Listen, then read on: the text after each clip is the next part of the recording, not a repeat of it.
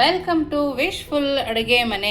ಇವತ್ತು ನೋಡಿ ಒಂದು ಮಿಕ್ಸಿ ತಗೊಂಡಿದ್ದೀನಿ, ಹಾಗೆಯೇ ಒಂದು ಬೌಲ್ ಆಗೋಷ್ಟು ಅನ್ನನ ತಗೊಂಡಿದ್ದೀನಿ.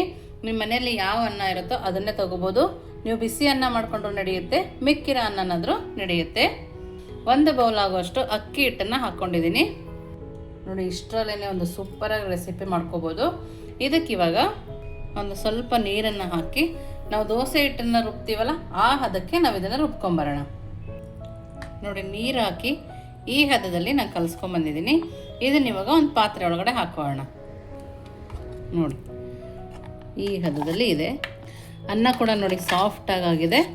ನೋಡಿ, ಎಲ್ಲದನ್ನು ಇದರೊಳಗಡೆ ಹಾಕ್ಕೊಂಡಿದ್ದೀನಿ. ಇವಾಗ ಇದಕ್ಕೆ ಏನೇನು ಹಾಕೋದು ಅಂತ ನೋಡೋಣ ಬನ್ನಿ. ನೋಡಿ, ಇದಕ್ಕೆ ರುಚಿಗೆ ತಕ್ಕಷ್ಟು ಉಪ್ಪು, ಹಾಗೆಯೇ ಸಣ್ಣದಾಗಿ ಕಟ್ ಮಾಡಿದ ಈರುಳ್ಳಿ, ಹಾಗೆಯೇ ಹಸಿಮೆಣಸಿನ್ಕಾಯಿ, ಸ್ವಲ್ಪನೇ ಕೊತ್ತಂಬರಿ ಸೊಪ್ಪು ಸಣ್ಣದಾಗಿ ಕಟ್ ಮಾಡಿರಬೇಕು, ಹಾಗೆಯೇ ಕ್ಯಾರೆಟು ಸಣ್ಣದಾಗಿ ಕಟ್ ಮಾಡ್ಕೊಂಡಿದ್ದೀನಿ. ನೋಡಿ, ಇಷ್ಟನ್ನು ಹಾಕಿ ನೀಟಾಗಿ ಕಲಿಸ್ಕೊಬೇಕು. ನೋಡಿ, ಮನೇಲಿರೋ ಇಂಗ್ರೀಡಿಯೆಂಟ್ಸ್ನ ಬಳಸಿ ಮಕ್ಕಳು ಬರೋ ಅಷ್ಟರೊಳಗಾಗಲಿ ಅಥವಾ ಮಕ್ಕಳು ಲಂಚ್ ಬಾಕ್ಸಿಗಾಗಲಿ ಈ ಥರ ಸೂಪರಾಗಿರೋ ರೆಸಿಪಿನ ಮಾಡ್ಕೊಬೋದು. ನೋಡಿ, ತುಂಬ ಅಂದರೆ ತುಂಬ ಚೆನ್ನಾಗಿರುತ್ತೆ. ಇದಕ್ಕಿವಾಗ ಸ್ವಲ್ಪನೇ ಜೀರಿಗೆನ ಹಾಕ್ಕೊಳ್ತಾ ಇದ್ದೀನಿ. ನೋಡಿ, ಜೀರಿಗೆ ಹಾಕಿ ಈ ಥರ ನೀಟಾಗಿ ಕೈ ಆಡಿಸ್ಕೊಬೇಕು. ಇದಕ್ಕೆ ಏನೂ ಬೇಕಾಗಿಲ್ಲ, ಸೋಡಾ ಬೇಕಾಗಿಲ್ಲ, ಏನೂ ಬೇಕಾಗಿಲ್ಲ. ದಿಢೀರಂತ ನಾವು ಇದನ್ನು ಮಾಡ್ಕೊಬೋದು. ನೋಡಿ, ಹದ ಕೂಡ ಇಷ್ಟೇ ಗಟ್ಟಿಗಿರಬೇಕು. ತೀರಾ ತೆಳುವಾದರೂ ಕೂಡ ಚೆನ್ನಾಗಿ ಬರೋದಿಲ್ಲ. ನೋಡಿ, ಈ ಥರ ನೀಟಾಗಿ ಕಲಸಿದ ನಂತರ ಸ್ವಲ್ಪನೇ ಚಿಲ್ಲಿ ಫ್ಲೇಕ್ಸ್ನ ಹಾಕೋಣ. ನೋಡಿ, ಹಾಕಿ ಅದನ್ನು ಕೂಡ ನೀಟಾಗಿ ಕಲಿಸ್ಕೊಳ್ತಾ ಇದ್ದೀನಿ. ನೀವಿನ್ನೂ ನಮ್ಮ ವಾಟ್ಸಪ್ ಗ್ರೂಪಿಗೆ ಜಾಯಿನ್ ಆಗಿಲ್ಲ ಅಂದರೆ ವಿಶ್ಫುಲ್ ಅಡುಗೆ ಮನೆ ವಾಟ್ಸಪ್ ಗ್ರೂಪಿಗೆ ಜಾಯಿನ್ ಆಗೋದನ್ನು ಮರಿಬೇಡಿ. ನೋಡಿ, ಇವಾಗ ಇದನ್ನು ನೋಡಿ ಒಂದು ಪ್ಯಾನ್ನ ತೊಗೊಂಡಿದ್ದೀನಿ. ಸ್ವಲ್ಪನೇ ಎಣ್ಣೆ ಹಾಕಿದ್ದೀನಿ, ಜಾಸ್ತಿ ಎಣ್ಣೆ ಹಾಕ್ಕೊಂಡಿಲ್ಲ. ನೋಡಿ, ಎಣ್ಣೆ ಕಾಯಕ್ಕೆ ಇಟ್ಕೊಂಡಿದ್ದಲ್ಲ, ಎಣ್ಣೆ ಚೆನ್ನಾಗಿ ಕಾದಿದೆ. ಇವಾಗ ಸಣ್ಣ ಸಣ್ಣದಾಗಿ ಬಿಟ್ಕೊಳ್ಳೋಣ. ತೀರಾ ದೊಡ್ಡದು ಮಾಡ್ಕೊಳ್ಳೋದು ಬೇಡ. ನೋಡಿ, ಈ ಪ್ಯಾನಲ್ಲಿ 4 ಆರಾಮಾಗುತ್ತೆ. ಇವಾಗ ಮೀಡಿಯಮ್ ಫ್ಲೇಮಲ್ಲಿ ಇಟ್ಕೊಳ್ಳೋಣ. ಈ ಥರ ಬೇಯುವಾಗ ಸ್ವಲ್ಪ ಮೇಲ್ಗಡೆ ಎಣ್ಣೆನ ಹಾಕ್ಕೊಳ್ಳೋಣ.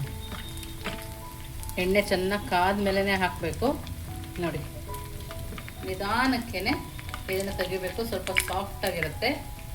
ಈ ಥರ ಉಲ್ಟಾ ಮಾಡ್ಕೊಳ್ಳೋಣ. ಚೆನ್ನಾಗಿ ಬೇಯಬೇಕು, ಇಲ್ಲಾಂದರೆ ಹರಿದೋಗೋ ಚಾನ್ಸಸ್ ಇರುತ್ತೆ. ನೋಡಿ, ಎಲ್ಲದನ್ನು ಮಚ್ಚಿ ಹಾಕ್ಕೊಂಡಿದ್ದೀನಿ. ಎರಡೂ ಸೈಡು ನಿಧಾನಕ್ಕೆ ಬೇಯಿಸ್ಕೊಬೇಕು. ಸಾಫ್ಟ್ ಇರೋದ್ರಿಂದ ನಾವು ಬೆಂದಿಲ್ಲ ಅಂತ ತಿರ್ಗ್ಸೋಕೆ ಹೋದಾಗ ಈ ಥರ ಆಗುತ್ತೆ. ನೋಡಿ, ಹಾಗಾಗಿ ಚೆನ್ನಾಗಿ ಬೆಂದ ಮೇಲೇ ನಾವು ಇದನ್ನು ತಿರುಗಿಸ್ಕೊಬೇಕು. ಎರಡೂ ಸೈಡು ಚೆನ್ನಾಗಿ ಬೇಯಿಸ್ಕೊಬೇಕು.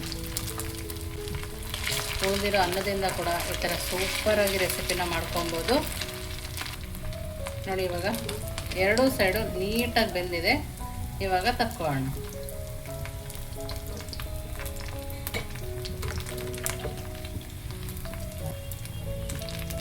ನಿಮಗೆ ಬೇಡ ನಮ್ಗೆ ಆಯಿಲಲ್ಲಿ ಅಂತಂದರೆ ಪಡ್ಡು ಥರ ಕೂಡ ಮಾಡ್ಕೋಬೋದು. ನೋಡ್ತಿದ್ರಲ್ಲ ಎಷ್ಟು ಚೆನ್ನಾಗಿ ಕಾಣಿಸ್ತದೆ ಅಂತೇಳಿ. ಮತ್ತೇನು ಎಣ್ಣೆ ಹಾಕೋ ಅವಶ್ಯಕತೆ ಇಲ್ಲ, ಅದೇ ಎಣ್ಣೆಲೇ ಬೇಯುತ್ತೆ. ಬೇಯಿಸುವಾಗ ನಿಧಾನಕ್ಕೇ ಬೇಯಿಸ್ಕೊಬೇಕು. ನಾವು ಅರ್ಜೆಂಟ್ ಮಾಡಿದ್ರೆ ಕಿತ್ತೋಗೋ ಚಾನ್ಸಸ್ ಇರುತ್ತೆ. ನೋಡಿ, ಇವಾಗ ಎರಡೂ ಕಡೆ ನಿಧಾನಕ್ಕೆ ಬೇಯಿಸ್ಕೊಂಬೇಡ. ನೋಡಿ, ಇದು ಕೂಡ ಎರಡೂ ಸೈಡು ನೀಟಾಗಿ ಬೆಂದಿದೆ. ಇದನ್ನು ತಕ್ಕೊಳ್ಳೋಣ. ನೆಕ್ಸ್ಟ್ ಏನು ಮಾಡೋದು ನೋಡೋಣ ಬನ್ನಿ. ನೋಡಿ, ಎಲ್ಲವುದು ಮಾಡಿ ರೆಡಿ ಇದೆ. ಒಂದು ಕಡೆ ಬೇಯ್ತಾ ಇದ್ದರೆ ಇನ್ನೊಂದು ಕಡೆ ಮಾಡಿ ನೀವು ಕೊಡ್ಬೋದು, ಅಷ್ಟು ಚೆನ್ನಾಗಿರುತ್ತೆ. ಯಾರು ಮನೆಗೆ ದಿಢೀರಂತ ಬಂದಾಗ ಕೂಡ ಮಾಡ್ಬೋದು. ಬರೀ ಅನ್ನನೇ ಇದೆ ಏನು ಮಾಡೋದು ಅನ್ನೋಂಗಿಲ್ಲ, ಆ ಥರ ಪಟ್ಟಂತ ರೆಡಿಯಾಗೋ ರೆಸಿಪಿ. ಇದಕ್ಕೆ ನೀವು ಕಾರ್ನ್ ಬೇಕಿದ್ರೂ ಹಾಕೋಬೋದು. ನೋಡಿ, ಎಷ್ಟು ಚೆನ್ನಾಗಿ ಕಾಣಿಸ್ತದಲ್ಲ. ಮೇಲ್ಗಡೆ ಲೇಯರ್ ತುಂಬ ಕ್ರಿಸ್ಪಿಯಾಗಿದೆ, ಒಳಗಡೆ ಸಾಫ್ಟಾಗಿ ತುಂಬ ಅಂದರೆ ತುಂಬಾ ಚೆನ್ನಾಗಿದೆ. ಬಜ್ಜಿ ಬೋಂಡ ಬೇಕು ಅಂತಲೇ ಹೇಳಲ್ಲ. ಹೇಗೆ ಮಾಡೋದು ಅಂತ ನೋಡಿದ್ರಲ್ಲ, ಖಂಡಿತವಾಗ್ಲೂ ನಿಮ್ಮ ಮನೇಲಿ ಒಂದ್ಸರಿ ಟ್ರೈ ಮಾಡಿ. ಹೇಗೆ ಬಂತು ಅಂತ ವಿಶ್ಫುಲ್ ಅಡುಗೆ ಮನೆಗೆ ಕಮೆಂಟ್ ಮೂಲಕ ತಿಳಿಸೋದನ್ನು ಮರಿಬೇಡಿ. ನೀವಿನ್ನೂ ನಮ್ಮ ಚಾನಲ್ ಲೈಕ್ ಮಾಡಿದ್ರೆ ಲೈಕ್ ಮಾಡಿ, ಶೇರ್ ಮಾಡಿ, ಸಬ್ಸ್ಕ್ರೈಬ್ ಮಾಡಿ. ವಿಶ್ಫುಲ್ ಅಡುಗೆ ಮನೆಗೆ ಥ್ಯಾಂಕ್ ಯು.